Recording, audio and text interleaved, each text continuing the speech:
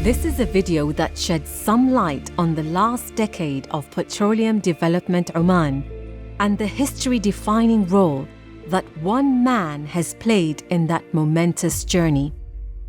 Here are glimpses of the story of PDO's Managing Director, Raoul. Having joined Shell in 1980, Raoul went on to hold several key positions, moving across 67 countries before joining PDO 3 decades later. After 30 years in the industry, perhaps some others in your position may have been considering retirement.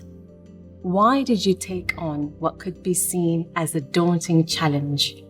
And what are your memories of your first day at PDO? Well, daunting challenges excite me.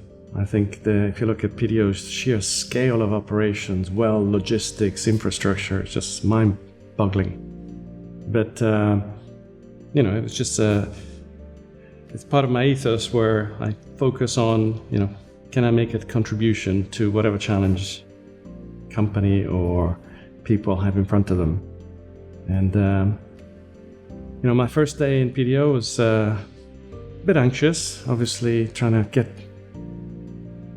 an understanding of all the dimensions, but it was reassured every time I met people. Incredibly supportive, incredibly welcoming, and they just gave me energy to learn more and listen carefully. And I spent the first 60-70 days just listening, not making comments, objecting, challenging, supporting, directing, just listening. And that helped me craft the vision for the company. That's a good piece of advice, actually, just listen.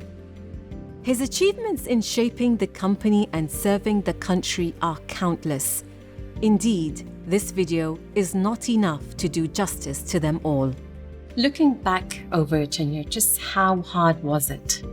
Well, we've had all sorts of ups and downs, whether it be prices, community relations, the odd demonstration, COVID. But I think each challenge has brought the best out of PDO time and time again. And so, frankly, it wasn't as challenging as it could have been because of the incredible collaboration, support, response, professionalism across the company. So, just gives you confidence that you can do more and more. What would you say were and are the key aspirations of PDO? I think, for me, they're still captured in the vision. Striving for excellence, recognizing that we may never get there, but we can always get better. People at the center of everything we do, just unleashing their potential, listening, engaging, empowering them to drive their confidence. And lastly, value in everything we do, in everything we connect to, in everything around us. And that's not just oil and gas, but well and far beyond that. Raoul made headlines by announcing plans to transition PDO to a fully fledged energy company with a greater emphasis on renewables. How important is the transition to a fully fledged energy company? And how will the establishment of EDO and PDOS shape the next 10 years of PDO? I think it's an existential challenge. The fossil fuel industry is seriously challenged, rightly challenged at the moment. We need to respond to the decarbonization and net zero plans across the world. So EDO will enable that accelerated pivoting from a core business that will continue to thrive because we are decarbonizing that business. We're at the low-cost scale of the total supply chain, but we need to accelerate that pivoting. And I'm confident that EDO will unleash more funding to accelerate that pivoting and will enable new partnerships into renewable energy programs across Oman, not just within Block 6. PDOS is a natural evolution of basically saying, how can we add more value? We've got so many unique capabilities that we can help not just other operators, other businesses, but also regional players. And that's an area that will drive more value, more commercial mindset, more focus on where the incremental opportunity to serve the nation better is. What are your reflections and fond memories of the visit of His late Majesty Sultan Qaboos bin Said, may his soul rest in peace, and your working relationship with him? That's been one of the fondest memories of my time here in Oman. I had the privilege to meet His Majesty on average twice a year. There was a big annual party on the 1st of January. But whenever the Shell CEO came out, I was also invited. And very often it was a small group of people in his majlis and on his study. And I wish I had a tape recorder to record all the visionary statements, the regional opportunities, the tribal geopolitics, incredible wealth of knowledge, and just a very, very visionary person. On his visit in PDO, what became then PDO Day, the carpenters had to raise the height of the door because I was certainly feeling 6 inches taller every day. What I was really proud of presenting the MDC to him. And what I recall very jovially was just, the ladies spending 3 hours getting all dressed up with all the makeup. But actually the men spending even more time. They couldn't get their shawls, their masaras right, their, cummerbunds. It was a really fun day. A key priority for Raoul has been ICV, and he realized early on just how important ICV was to both PDO and the nation. Raoul played a critical role in pioneering a whole new ICV blueprint strategy for the oil and gas industry. What does the ICV blueprint strategy mean, and how important is it in driving change in the oil and gas sector? PDO has always been committed to community support from its heyday, from its first inception. But, ICV was all about sustainability. Just making sure that we could support the community, not just in training a new craft, but in marketing that craft, to making sure that, there was a business proposition at the end of it. So if you take the examples of Banat Oman, we had a lot of programs, perhaps say cheese making, that was one area. But it wasn't just about the trade, the skill, the craft. It was also about making sure, how do we improve the economics, the logistics? We, purchased freezer trucks, and then we started establishing small contracts with Lulu and other players, and that became a sustainable proposition. So ICV is exactly about that, sustainability. And every country in the world has a local content strategy, by American, by British, or otherwise. But the question is, what is sustainable in that proposition? If it's cheaper to forge it in China, don't compete with it, because you will not be able to sustain. But perhaps we can manufacture it. We can certainly install it, definitely service it, and so forth. So where is the critical mass of opportunity across this value chain? And we've identified through the ICV blueprint, the roadmap, clear opportunities where we had the critical mass for local manufacturing, local servicing, and basically creating Omani services and Omani products by Omanis. That's the gist of it. Equally important to the technical aspect of the business are D&I, ABC, and Lean. How critical are they to the business? Incredibly critical. Will always be, viewed, scanned, monitored, tracked. Honesty, integrity, respect for people is fundamental. Anti-bribery and corruption, conflict of interest declarations, critical in professionalism and the expectation of how we manage. D&I is all about unleashing the power of people, attracting more females, they're a competitive advantage.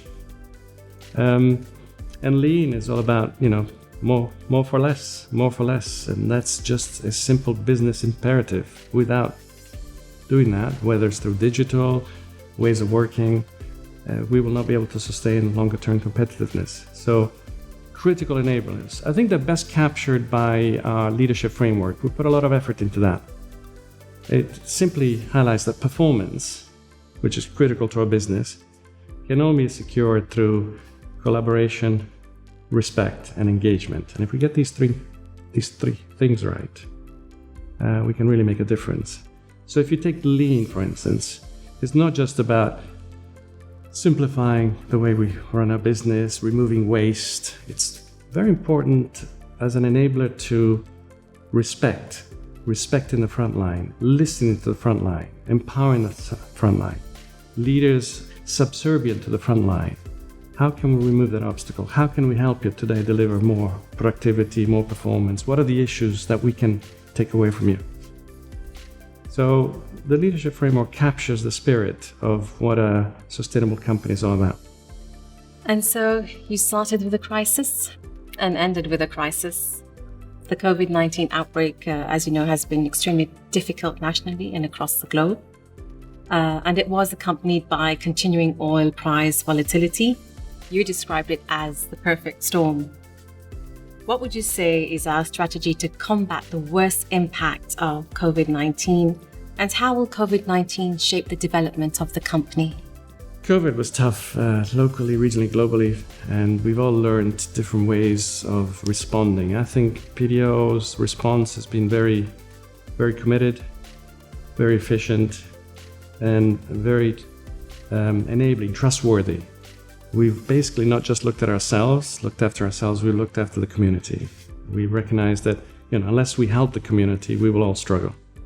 So it was about, Khamis, Sami and I engaged with the contractor CEOs within days of the outbreak and asking for social distancing, separation of teams, reduction and repatriation of some of the staff overseas, because we would have supply chain constraints, we would have COVID separation constraints. We then moved on to engaging on a weekly basis, if not daily basis, with the Minister of Health. How can we support in terms of infrastructure, in terms of equipment? We set up, I remember sending a simple email to our infrastructure and chemicals guys, and I said, surely we can produce some of this sanitizer. We've got the technology, we've got the know-how. And within days, we were, shipping container loads, and I think we're more than 200,000 liters now of sanitizer. We then set up local community companies to, distribute masks. So it was really, from a technology point of view, from an equipment, resourcing, funding, but also helping the Minister of Health with their heroes and heroines, their staff, their doctors, their nurses. So we accommodated them here in Min Al Fahal, because they couldn't go back to their loved ones every night because of the risk of contamination. And then the community, the outpost community, helped in providing, support for the nurses. And then we set up the emergency hospital in Sib Airport. So we responded to the challenge by recognizing that it's not just about PDO, but it's about the community. And I think we've learned a lot and we've contributed a lot.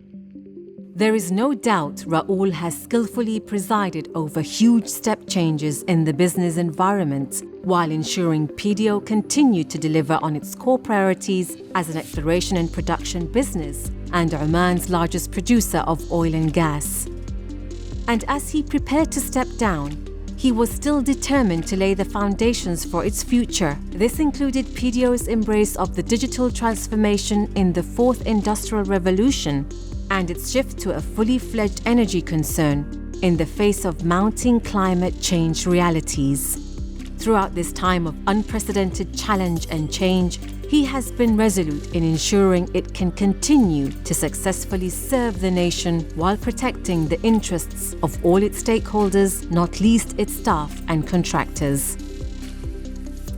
How do you see PDO's future? Incredibly exciting. I mean, it's endowed with so much excellence in terms of professionalism, know-how, data. Data is the new wealth. It's not oil and gas, it's the data, the ability to really interpret and develop new solutions. Daunting challenges which turn into fantastic opportunities. I think the renewable energy business in Oman will thrive. I think you'll see billions of investments coming into this space across the world, and Oman can attract that because it has the infrastructure, it has the talent, it has the opportunity, it has the sun that many others don't. So, 10 years in PDO? Your Arabic must be pretty good? No, that's something I miserably failed at. Firstly, because everybody's so fluent. Secondly, because, I would corner a time of my day to dedicate on Arabic, and it was constantly overrun by what I actually preferred, which was all about engagements. So I spent a lot of time engaging with people, and that unfortunately undermined my language proficiency. So rather embarrassed, but I feel pleased that I had a dedicated time to listen and try and support people. What piece of advice would you like to give our listeners as you embark on your new journey? I think just focus always on radiating possibilities. We can always get depressed, anxious about the challenges we face, and move into an inaction type mindset that everything is so difficult all around us. We can focus on the radiating possibilities, on the virtuous circles, on just engaging with people and talking about how do we make the possible, and then we can focus on the impossible. And it's as simple as that. It's really just getting different minds together to talk about how can we make a difference? How can we, take the daunting challenges we face today, whether it be oil price, whether it be COVID, whether it be decarbonization, and how do we redirect the investment, the sentiment, the opportunity towards a much more exciting set of propositions. And it's amazing what you can define. And the one strength of PDO is that when we get a mindset to it, it's amazing what we can deliver. Put simply, Raoul is the very personification of our corporate vision. His excellence has successfully steered PDO through major crises, opened up fresh horizons as we transition to a new future, and inspired thousands of staff, contractors, and even citizens. What's next for Raoul Restucci? Well, it starts with doing my best in terms of the handover to Steve. It starts with trying to connect as many people as possible to express my sincere thanks for everything they've done. Tomorrow, Steve and I are going to the field for the next 2 days. We're going to see a lot of infrastructure. I'm going to hand over to him some 52 degrees of temperature in Jebel Khuf or thereabouts. Good timing. Good timing. It's really connecting, expressing my thanks, decelerating, obviously to reconnect with my family.